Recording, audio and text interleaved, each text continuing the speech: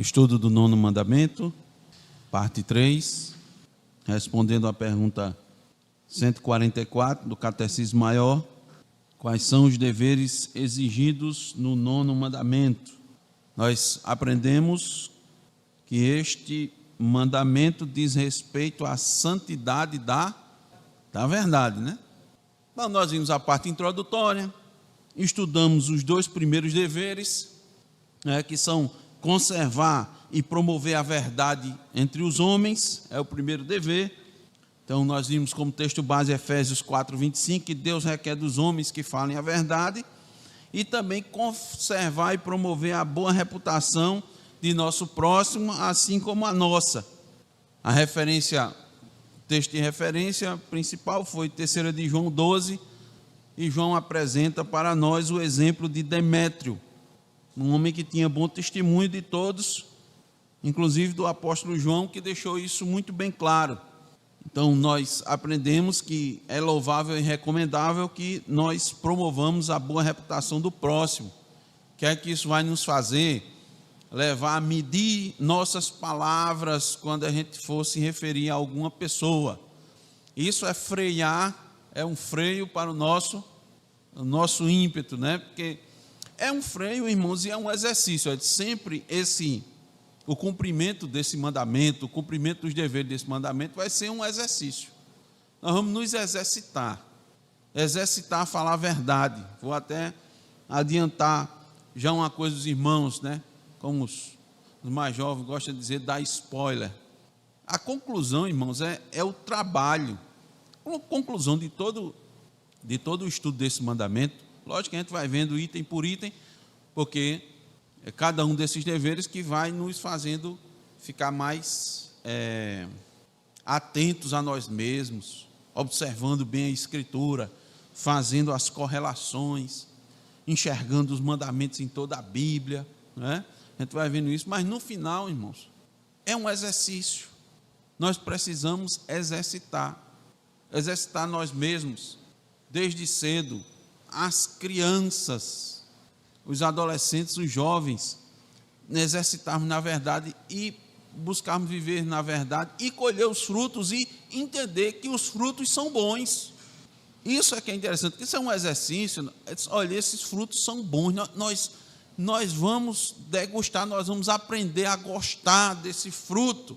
Ele é bom para as nossas vidas, é como um alimento. Eu sei que os alimentos dependem muito do paladar, né? Mas existem alimentos que os pais, os irmãos sabem, precisam insistir com as crianças, né? Não é assim? Precisa insistir. E vai desde cedo, né, colocando, dando para eles, né? Bota um pouquinho, às vezes o menino bota na boca, a criança bota na boca, faz uma caretinha, não é assim, Aline? Eles fazem uma caretinha e tal, mas você sabe que aquilo ali, o pai e a mãe diz: rapaz, isso aqui é uma importante fonte de vitaminas para essa criança. Tem outros, mas essa é uma fonte de vitaminas. O que é que você vai fazer? Você vai insistir para que ele vá se acostumando, né, com esse paladar, vá começando, vá gostar desse paladar, do sabor daquilo ali, para aprimorar seu paladar. E ele, quando tiver disponibilidade, ele vai, então, assim, lança a mão dessa fruta, desse alimento que é bom para ele, vai fortalecer seu sistema imunológico, não é? Então, nós sabemos que a vitamina C faz isso. Nós temos várias fontes de vitamina C, né? Só que os irmãos sabem que em determinadas regiões existem, né, alimentos, frutas que estão mais disponíveis. Estou lembrando aqui do irmão que é lá de Goiás, lá tem pitaia, né? Mas aqui a gente não tem, né? Se plantando, tudo dá, né? Se plantando, tudo dá, viu, irmãito? Vamos ajeitar um lugarzinho aqui. Então, a pitaia não é comum aqui, mas ela tem suas propriedades, né? Você lembra, Marcos, quais são as propriedades da pitaia? As vitaminas e tal. Não apertei, eita. O senhor me abraçou me apertou sem me abraçar, né? Então, mas ela tem, porque Deus criou, né, os alimentos, as frutas, as verduras, e cada uma tem sua característica. Não tem, por exemplo, é mais difícil, ou não seja tão difícil, mas às vezes o kiwi é mais caro, né? Mas ele tem vitamina C, se eu não me engano, né? Uma boa fonte de vitamina C, né? Mas você tem aí, o que é que você vai fazer? Ele disse, não, mas eu vou oferecer a acerola, vou oferecer a famosa laranja, o limão e tantos outros. E às vezes não está muito na época de determinadas frutas, mas está na época de outras. Aí a criança não, mas ela precisa ter um paladar para uma variedade, porque se não tiver uma, vai ter outra, senão ele vai ficar o quê? Vai ficar deficiente de vitamina C. A gente vai estar comprando vitamina C manipulada em laboratório, né, que vai estar dando para as crianças, né, comprando na farmácia de forma alguma. Então, a verdade, irmãos, a gente tem que apreciar o paladar da verdade, entender que ela é bom para a vida da gente e vai ser bom. Agora, continuando nessa alusão, né, e saindo de uma área para outra, Satanás mostra que a mentira é como um sorvete, viu, Alice? Todo mundo aprecia, ou quase todo mundo. É só você variar o sabor que normalmente dificilmente alguém vai dizer, né? Até Simone, que não gostava de sorvete, por incrível que pareça, irmãos, um tempo ela disse que não gostava de sorvete. Já estava achando estranho. Já ia no médico para ver se tem alguma coisa errada. Passou a gostar, não sei se foi o sorvete Dona Socorro que mudou essa opinião dela. Mas a mentira é como sorvete, tá certo? Num paralelo, viu, irmãos? Quase todo mundo gosta, aprecia, principalmente numa região como a nossa, quente. Então, todo mundo gosta de sorvete, mas os irmãos sabem que nós não podemos, né, não devemos estar apreciando, não é, a mentira como Satanás ela oferece para a gente, que ele oferece como sorvete, uma coisa gostosa, que a qualquer momento é bom, qualquer hora, irmãos, é bom, pelo menos para mim, qualquer hora é bom, manhã, tarde, noite, é gostoso. Satanás fica oferecendo desse jeito, dessa maneira, não tem problema não, mas rapaz, olha, a gente não pode, aí sabe o que é que ele faz? Ele diz, coma só um pouquinho, bote só um pouquinho, você em vez de pegar muito, em vez de ser uma mentira pequena, faz mal não, você bota pouquinho, não vai inflamar a garganta, tá certo? Não vai fazer tanto mal, você faz um exercício aí, faz uma caminhada, queima essas calorias que você pegou a mais e vai dar tudo certo. É essa a mensagem que Satanás e o mundo, com relação à mentira, eles tentam passar. Enquanto que a fruta, eles, é bom, mas é meio ruinzinho, né? Tem que descascar, tem que lavar, tem que ajeitar. Às vezes a fruta não está assim tão madura, você vai fazer umas caretas. O sorvetinho é só você abrir o potinho e tomar, já está pronto. Toma um pouquinho, não tem problema. A mentira fica desse jeito, pega um pouquinho, né? Já está pronto ali, pega um pouquinho que não faz mal, ele vai dizendo isso.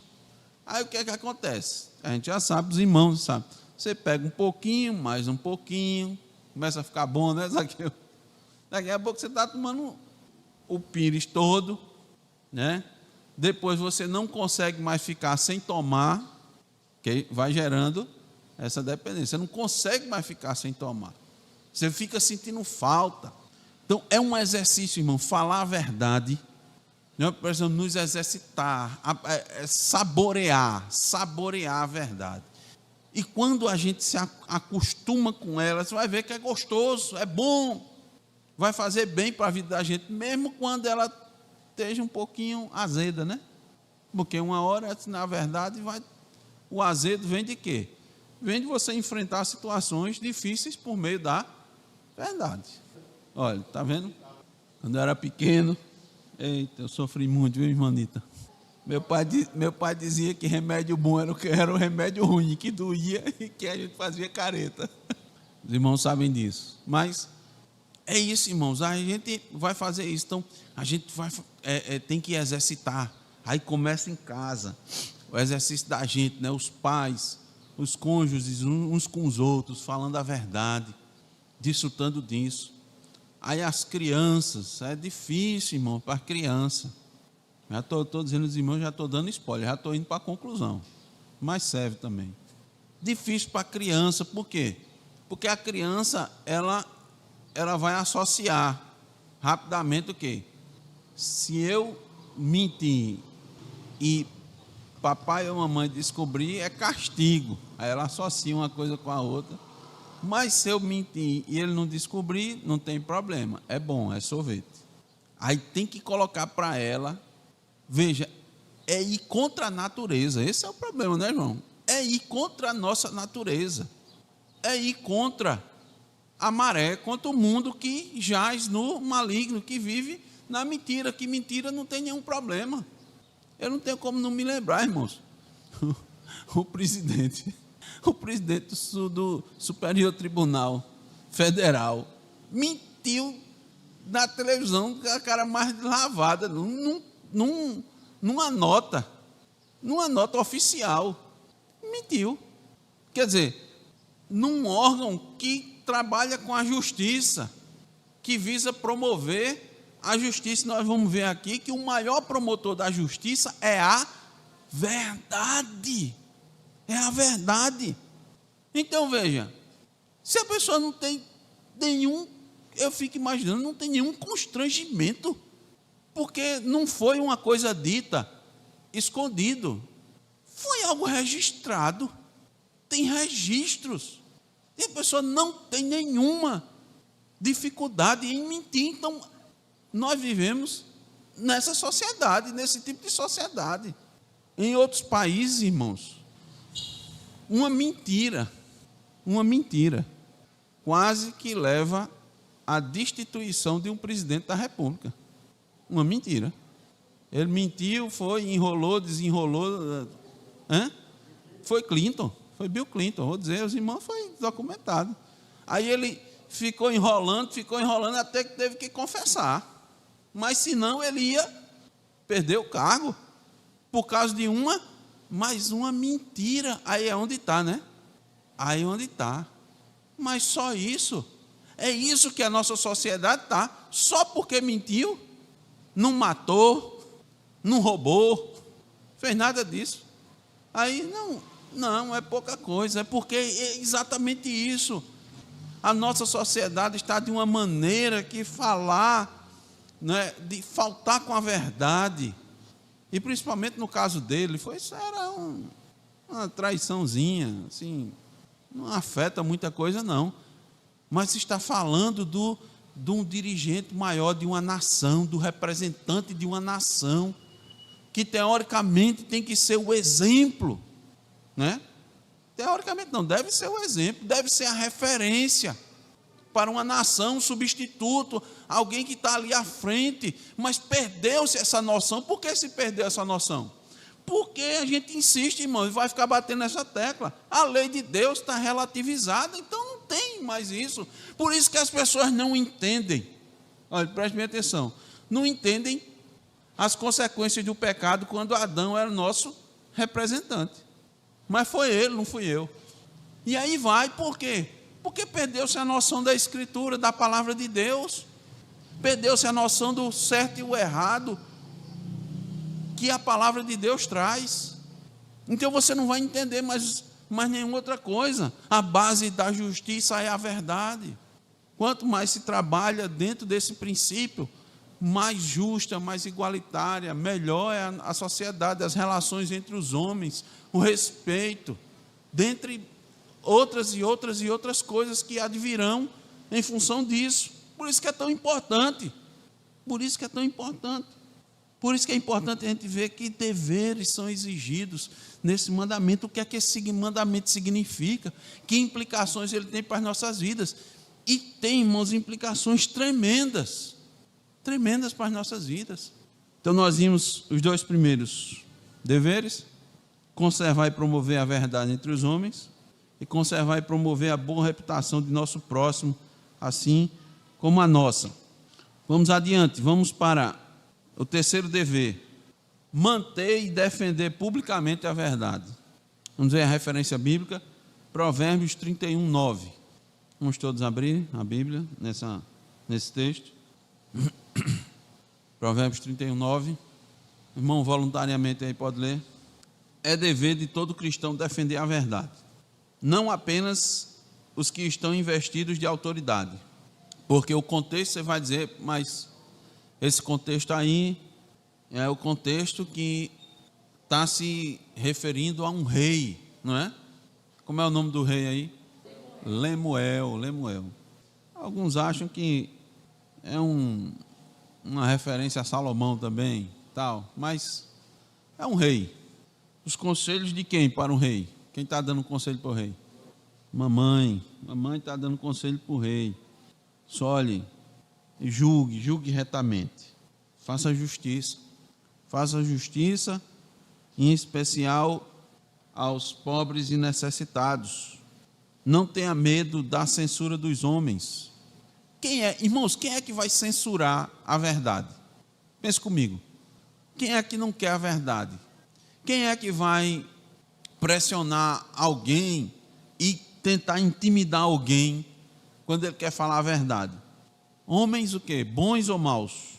Maus. Justos ou injustos? Ímpios ou crentes? Ímpios. Por quê? Porque esses se deleitam e se beneficiam da mentira. Então eles vão censurar, não é? Eles vão forçar, eles vão tentar de alguma maneira fazer com que ou a verdade não apareça, né, ou esconda a verdade para que ela não apareça, ou então se eles não conseguirem, eles preferem que a mentira prevaleça. Porque você sabe que aqui nós temos relação com isso, né? Nós temos relação com essa questão, fazer com que a verdade apareça. Abre a tua boca, porque a verdade abre a tua boca para julgar, né? Para fazer com que a verdade prevaleça, a justiça seja feita aos pobres e aos necessitados. Então aqui pode acontecer de quê? De que a verdade seja conhecida por alguém, mas ela não seja exposta, não é, Zaqueu? Ela não seja exposta. Ela diz, eu só quero isso, eu só quero essa questão. Os irmãos sabem, em determinadas situações, a gente vai falar muito aqui, irmãos, é impossível não falar sobre contextos de julgamento. Aqui mesmo já está colocando, é um rei que está julgando os casos. Os irmãos sabiam que as coisas mais difíceis chegavam no tribunal e muitas vezes eram levadas até a última instância, que era o rei que julgava, o rei que era o poder moderador. Então aquilo que ele decidiu ia acontecer.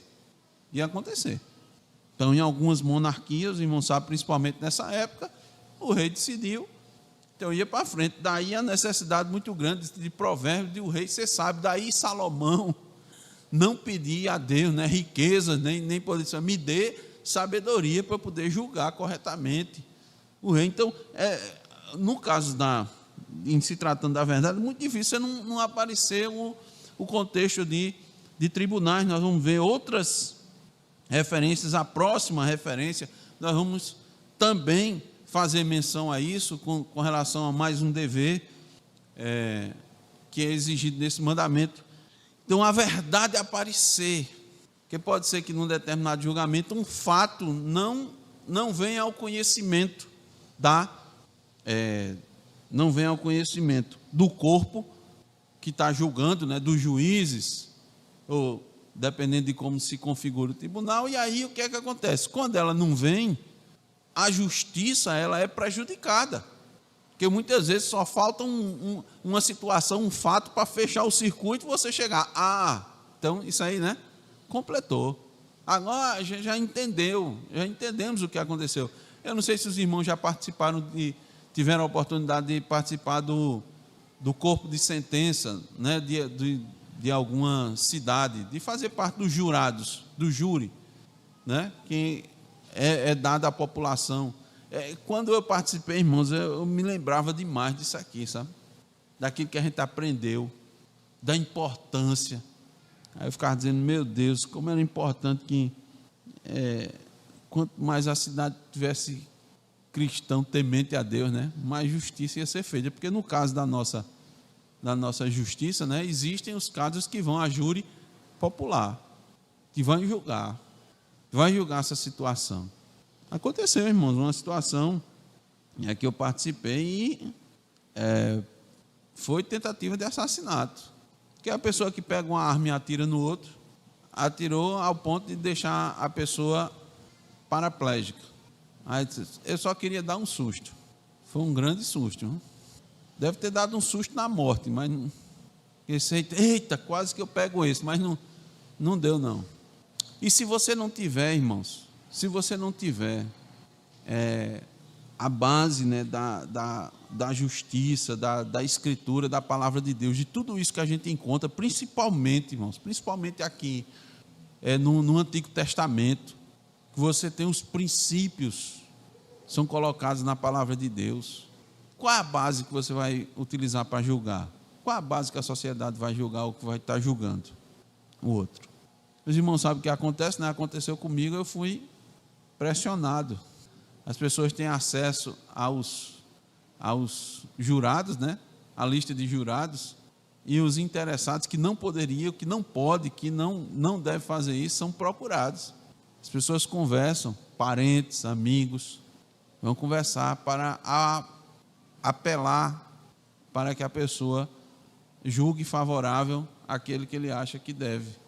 Não deveria, mas isso é um tipo de coação, né? De pressão. As pessoas fazem. É claro que não se sabe quem vai compor o corpo de jurados, porque o sorteio é lá na hora, né?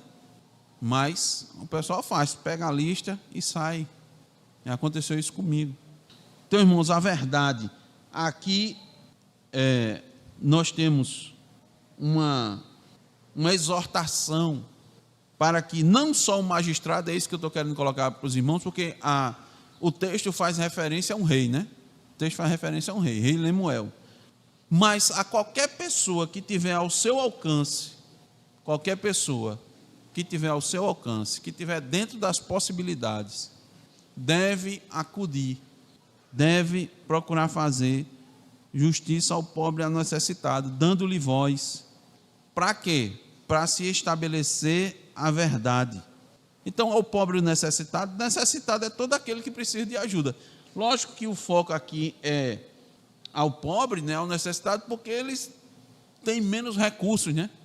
São as pessoas que têm menos condições de apresentar defesa, são os mais vulneráveis, são aqueles que são mais pressionados para isso. E há situações difíceis, né? Me lembro que Simone passou por uma situação difícil, teve que depor, né? Não em júri, mas... Não, chegou aí para o júri, não foi? Não, você foi convocado pelo delegado, né? Na parte da investigação, né? Para dizer a verdade. Em caso de assassinato. Vizinho da gente, a gente passou por uma situação que o vizinho mesmo, de parede, foi assassinado. Deus livrou o menino, Deus livrou Ramon, o irmão de Simone. Eles entraram em casa. Assim que entraram em casa, o cara efetuou os disparos e matou a pessoa na porta do seu estabelecimento de saúde. Ele estava lá. E, evidentemente, os irmãos sabem, aqui sabem, a investigação vai buscar saber todas as coisas, né? E muitos ficam com medo, né? Muitos ficam com medo de dizer a verdade. Tanto é que depois, né, Simone, inclusive, uma pessoa disse, foi acusada, disse, foi por causa de você que fulana foi condenada, porque o promotor usou muito da sua fala para fazer a acusação, mas era verdade, irmãos, era verdade. E foi a esposa que mandou assassinar o marido. E uma colega de cela, depois que foi solta, sim, era conhecida nossa. Cidade pequena tem essas coisas, né? Era conhecida nossa. E essa eu me lembrei agora, e foi essa que eu participei do julgamento dela. Olha só que situação, eu me lembrei agora, irmãos. Eu participei do julgamento dessa, que depois de solta, fez amizade com a outra que mandou matar o esposo. Olha que situação. E você corre risco, porque se uma mandou matar o marido, não manda matar o vizinho para se livrar? Manda, não manda? Para se livrar da cadeia? Olha, se você depor, se você falar isso. Ele estava morto, mas a justiça precisava ser feita, né? Uma sociedade impune, os irmãos sabem, nós estamos vivendo isso. Nós estamos vivendo uma sociedade de impunidades. Então, manter e defender publicamente a verdade. É difícil, né, irmão? Tem situações realmente que são difíceis. Né? Nos veio à mente agora essas coisas que aconteceram conosco. Segurar a verdade, fazer um julgamento justo. Né? São situações como essa que acontecem. Então, mas a Bíblia diz para a gente fazer isso, levantar a voz e defender a verdade. Agora, evidentemente, com muita sabedoria, com muita prudência, com muita cautela. Para a gente viver como cristão, a gente sempre vai necessitar de sabedoria, não tem jeito. Naquilo que vai dizer, naquilo que não vai dizer. Anteriormente, nós vimos, né, que é dever nosso conservar e promover a boa reputação do próximo, e nós vimos isso. Nós aprendemos. Mesmo que uma pessoa não tenha boa reputação, nós só devemos abrir a boca para falar alguma coisa em momento oportuno. Porque a Bíblia também diz que se vai passando uma pessoa na rua e a troco de nada você fala mal dela, você está maldizendo. Isso é pecado. Agora, como nós vimos e estudamos aqui, em juízo, né, numa necessidade, você tem que dizer a verdade. Faz-se referência a uma pessoa, pergunta por ela. Né? Você trabalhou? Trabalhei. Você recomenda aquela pessoa? Se ela não é uma boa funcionária, né? Se não trabalhou bem, você não vai recomendar de jeito nenhum. Não vou. Dar os motivos devidos e tal. E isso não é não manter a boa reputação dela, é manter a verdade. E aí nós vimos que esse mandamento diz respeito à santidade da verdade. Então, manter e defender publicamente a verdade. Nós vamos ver agora alguns deveres que eles estão ligados, até pela narrativa aqui. Dizer a verdade de forma sincera, livre, clara e plenamente do coração. Olha, vou repetir, é extenso. Dizer a verdade sincera, livre, clara e plenamente do coração. Vamos ver os textos bíblicos para isso. 2 Crônicas 19:9. Peço aos irmãos que abram as suas Bíblias. Vamos lá, Gisele, lê, por favor. 2 Crônicas 19:9. Então, falar a verdade de forma sincera. Esse contexto aí, irmãos, é o contexto em que o rei Josafá, eu disse aos irmãos que não dava para fugir da questão dos tribunais, né? E graças a Deus por isso. O rei Josafá, irmãos, estabeleceu uma suprema corte em Jerusalém, para fazer o quê? Ouvir o povo que recorria das sentenças do juiz de primeira instância, usando a linguagem, né, e adaptando a linguagem à estrutura que nós temos no nosso judiciário, né? Os irmãos aí nos ajudam, que têm conhecimento da área, né, do direito principalmente. Nós temos os tribunais, né, de primeira instância, que são as varas, né, os fóruns de primeira instância. Nós temos a segunda instância, que são os tribunais de justiça, né? São os tribunais de justiça. E nós temos a última instância, que é o Supremo Tribunal, né? Superior Tribunal de Justiça. Isso, o Supremo. Isso. É que ele vai tratar as questões que são referências específicas à Constituição, né? Teoricamente, né? Teoricamente. Os irmãos estão vendo aí, ou se estão acompanhando. Ora, o Supremo traz as coisas para ele julgar, ora não, ora o entendimento não, isso aqui vai para a primeira instância, isso aqui volta para cá. E, como disse um ex-governador um poeta paraibano, nesse sobe e desce, o povo é quem padece. A justiça não é feita. Não está sendo feita, pelo menos. Então, vamos lá, irmãos.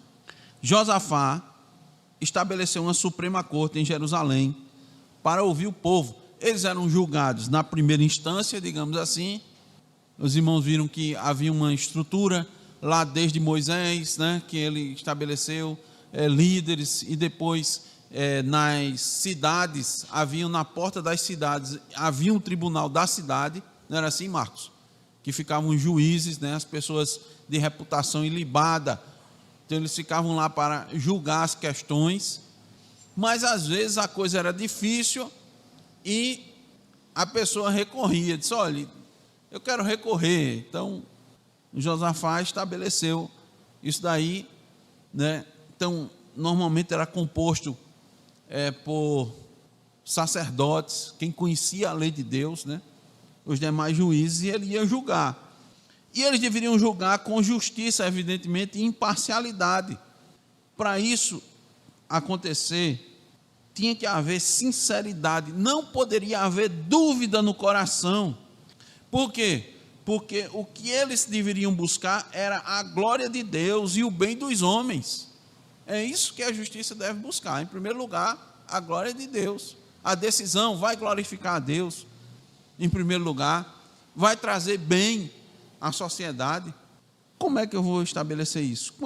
Quando a verdade for buscada, quando a verdade for dita, e não houver nenhuma sombra de dúvidas, quando não houver no coração nenhum questionamento, porque enquanto tiver, não vai haver.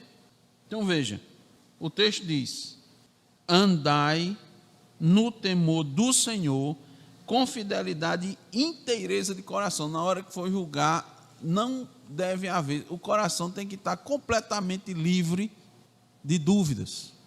A inteireza, não pode assim, está 90%, está 95%.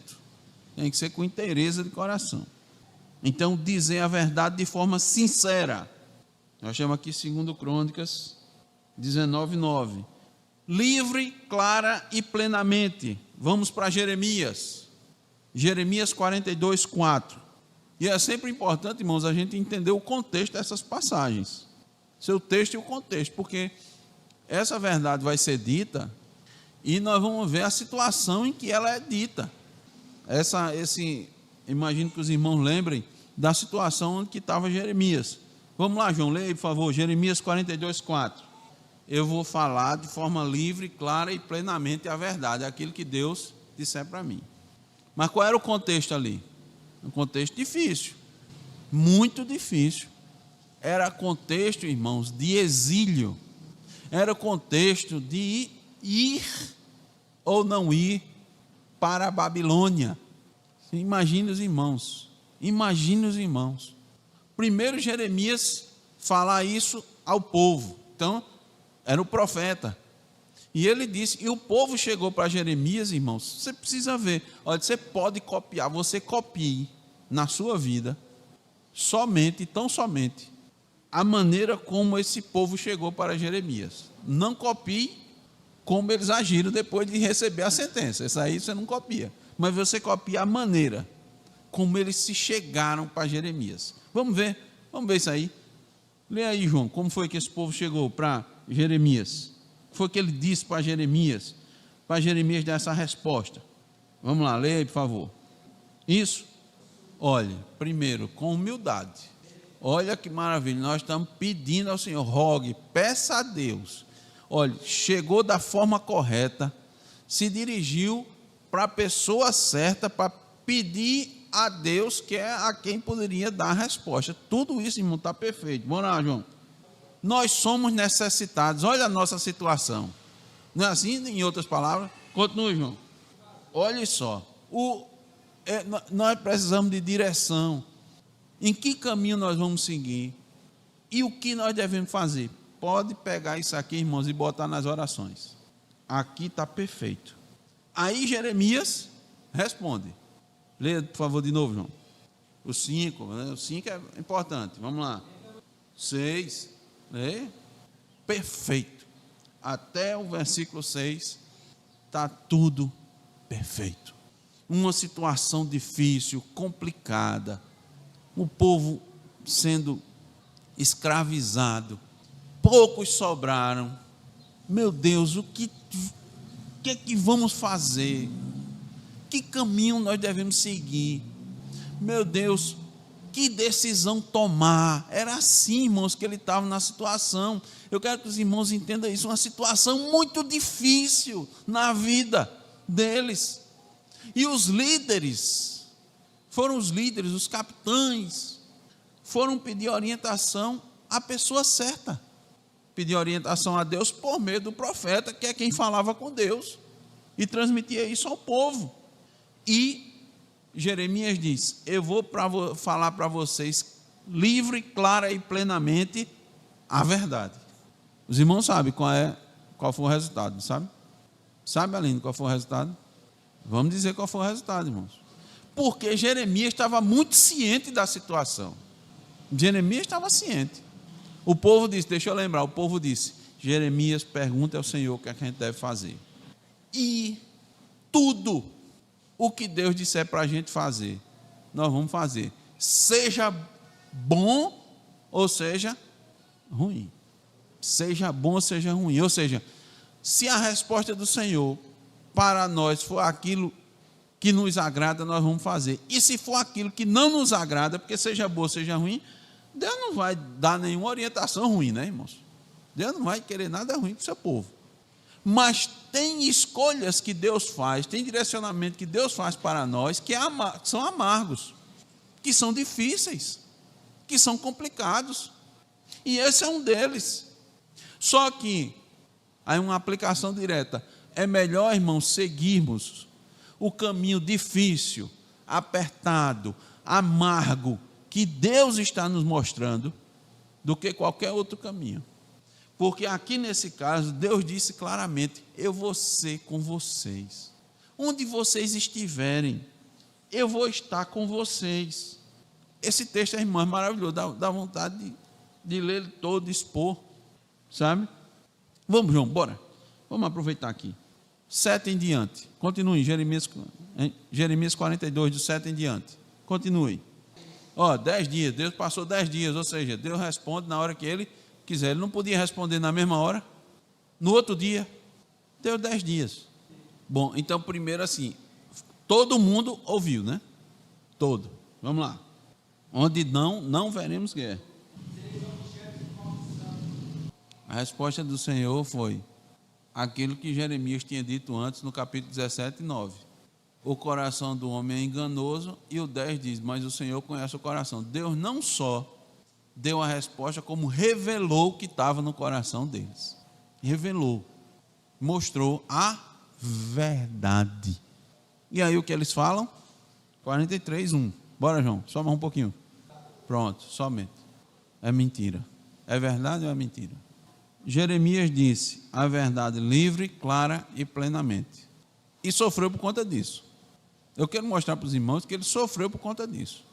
Ele pagou por algo que teoricamente, né, ele não tinha. Ele só disse aquilo que Deus mandou ele dizer. Quero mostrar para os irmãos que a verdade, irmãos, vai botar a gente, falar a verdade, vai botar a gente numa situação difícil. É para a gente se preparar para isso. Por isso que a gente fez essa leitura, porque com a aplicação, porque a gente lê dizendo: eita, o profeta falou a verdade que Deus mandou. Eita, está certo ele, né? E aí? Você lembra o que aconteceu com Micaías? Lembra de Micaías? Não. Estava diante de um monte de profeta que dizia só o que o rei queria ouvir. Ele falou a verdade. Aí botaram ele bote ele lá num lugarzinho só com pão e água. Mas ele falou a verdade.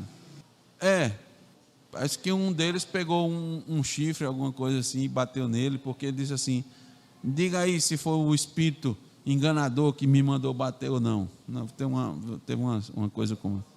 Situação difícil. Mas a Bíblia manda a gente dizer a verdade, livre, clara e plenamente.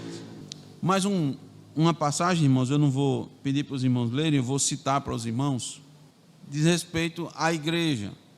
Paulo diz lá em Atos 20, 27, que nada escondeu aos irmãos dos ensinamentos que recebeu do Senhor. Quer fossem fáceis de cumprir, quer fossem difíceis. Quer requeressem, quer necessitasse ou não de renúncia, Paulo disse, eu não deixei de vos apresentar, mostrar todos os desígnios de Deus. Paulo falou de maneira livre, clara, sem estratégias humanas, expôs o Evangelho, denunciou os falsos ensinos. E nós estamos vendo aqui em Timóteo que foi o que aconteceu, como ele previu. Os falsos mestres sorrateiramente adentraram nas igrejas para trazerem mentiras, falsas doutrinas, falsos ensinamentos. Paulo disse, eu não vim aqui, irmãos, enganar vocês, não. Não vim falar só a parte fácil do Evangelho. Que nós acabamos de falar antes para os irmãos, você pode esconder a verdade, deixar determinadas partes ali ocultas, sem dizer. Você não mente, mas não diz tudo.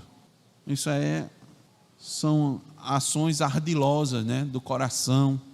Paulo disse, eu não vou fazer isso não.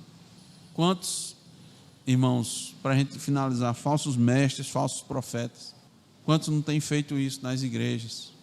Quantas pessoas não têm dado ouvidos às mentiras? Por isso que a gente fala que a verdade, irmão, que é raro ter igreja grande. É raro, pelo menos aqui no Brasil, é muito raro ter igreja grande, pregando, falando a verdade, todos os desígnios de Deus. É muito difícil. A gente deve dar muito graças a Deus quando isso acontece, quando a gente tiver conhecimento disso, louvar a Deus por isso, mas é difícil. Pelo menos aqui no nosso contexto, na realidade, no momento em que a gente vive, é muito difícil.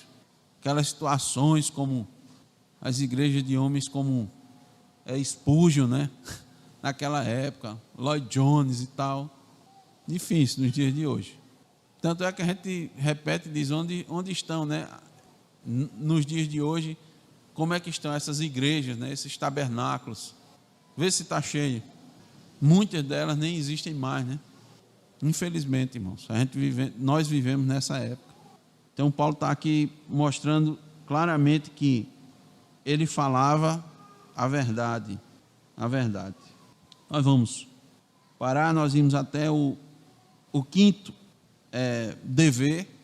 A gente vai completar com o sexto, que é um pouco do contexto aqui, mas nós vamos no próximo domingo, permitindo Deus. E nós concluímos, irmãos, dizendo que a lei do Senhor sempre nos leva à verdade. E nós devemos defendê-la e falar de coração a verdade. Eu disse aos irmãos, isso é um exercício. Isso é um exercício. Isso é uma prática que nós devemos ter constantemente, para que possamos nos deleitar sempre na verdade. Possamos entender que é muito melhor a verdade do que a mentira. É melhor saborear o fruto amargo da verdade do que o doce, ou aparentemente doce, da mentira. Isso é um exercício.